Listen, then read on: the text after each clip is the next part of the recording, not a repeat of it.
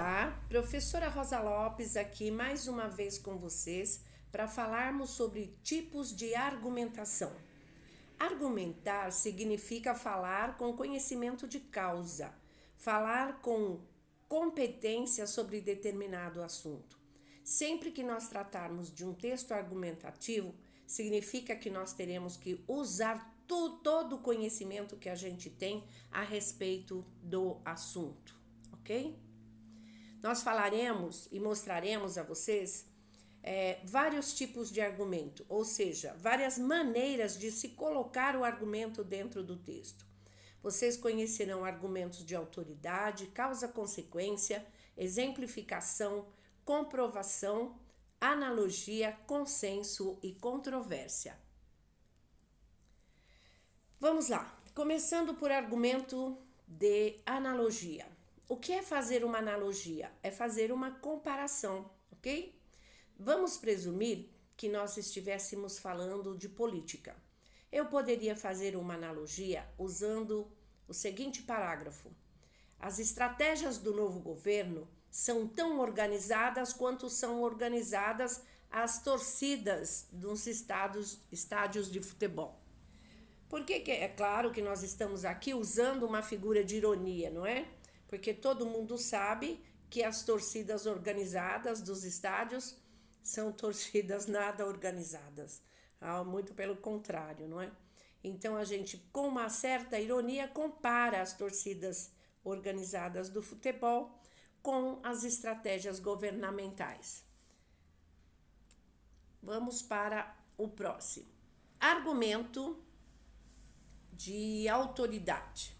É um argumento que a gente sustenta através de uma citação ou de uma fala de uma autoridade no assunto.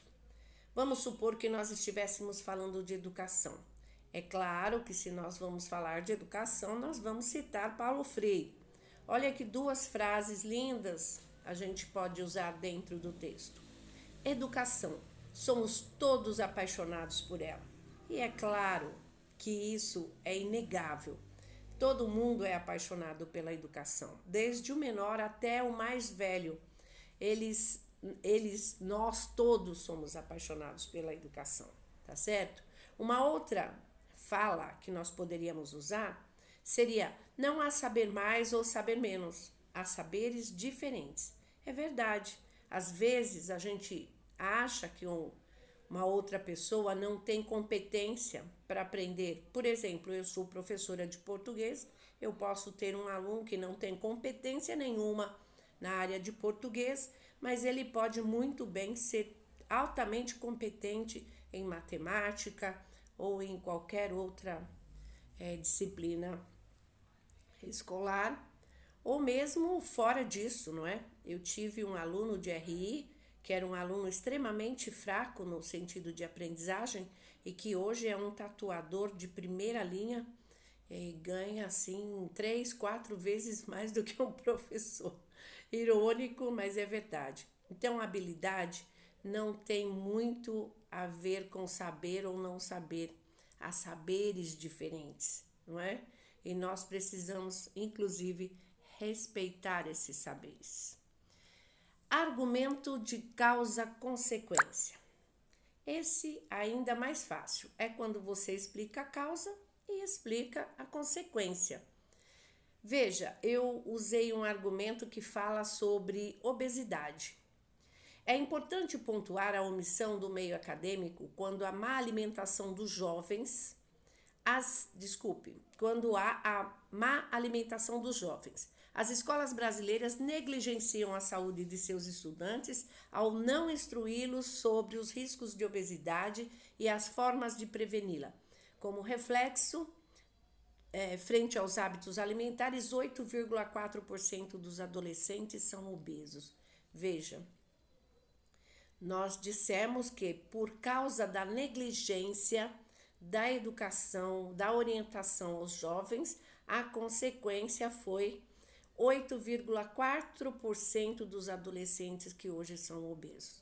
Isso é muito fácil de explicar, um argumento muito interessante e bastante pontuado, ok? Argumentos de comprovação. Esse é um dos mais difíceis, perdão, um dos mais difíceis, mas também um dos mais pontuados. Vamos supor que no texto nós estivéssemos falando sobre a Segunda Guerra Mundial ou sobre o Holocausto, nós poderíamos usar o argumento de que Adolf Hitler, durante a Segunda Guerra Mundial, entre 33 e 45, matou cerca de 6 milhões de judeus. E embora não fosse alemão, mas austríaco, ele usou como desculpa para isso o fato de querer purificar a raça ariana, a raça dos alemães, e que só em Auschwitz mais de 870 mil judeus foram asfixiados. Veja que para isso nós tivemos que usar alguns números, porque esse argumento de comprovação também trata-se de dados estatísticos. E aqui nós temos números e isso é altamente pontual, mas muito difícil de ser caracterizado. Certo? Aqui é argumento de exemplificação. Como o próprio nome já diz, a gente usa um exemplo de um fato na sociedade que seja notório, obviamente. Perdão novamente, não estou muito bem das cordas vocais. Vamos lá, continuando. Teríamos que apresentar algum fato notório e esse fato notório teria que ser de conhecimento amplo, porque se você usa como exemplo um fato em que o professor não tem acesso à informação, ele não vai saber se você está tendo compromisso ou não com a objetividade, que é a característica do texto argumentativo. Então, se nós estivéssemos falando de violência contra a criança, poderíamos usar o exemplo de Isabela Nardoni, de apenas 5 anos de idade, que foi atirada do 6º andar do edifício London pelo próprio pai em 29 de março de 2008, ok? Esse é um exemplo notório, todos conhecem. E temos também argumento de consenso e controvérsia. O que é consensual é tudo aquilo que todos concordam, e o que é controverso é aquele do qual se pode discordar. Um argumento consensual diz que a educação é a base do conhecimento. Tem como contestar? Tem como? Não, não tem. Então, ele é consensual, todos concordam. Já controverso, a água é um bem comum. Mas aí você pode pensar, mas não é um bem comum? Todos não têm direito à água? Direito tem. Agora, se fosse comum, nós não pagaríamos por ela, não é? Então, há controvérsias. Então, um argumento de controvérsia. Entendemos? É isso. E os textos argumentativos geralmente têm uma estrutura fixa de um primeiro parágrafo apresentando o tema, que é o assunto. Você vai fazer o primeiro parágrafo fazendo uma introdução, apresentando o tema em questão. O segundo, terceiro e quarto, ou mais até, seriam os parágrafos de argumentação, que você poderia usar qualquer desses tipos de argumentação aí como direcionamento, mais um ponto de vista. Você deve deixar o seu ponto de vista, né? Não é um texto só de informações, tem que ter o seu ponto de vista. Por isso ele se chama artigo de opinião, que é geralmente a estrutura da qual eu estou falando agora. E o quinto parágrafo, a proposição, que é uma proposta de solução para o problema, e é claro que nós não vamos dar soluções para os problemas do mundo, mas podemos sugerir uma solução, tá certo? E essa é a estrutura mínima de um artigo de opinião, um dos gêneros mais pedidos e utilizados nos vestibulares do Enem.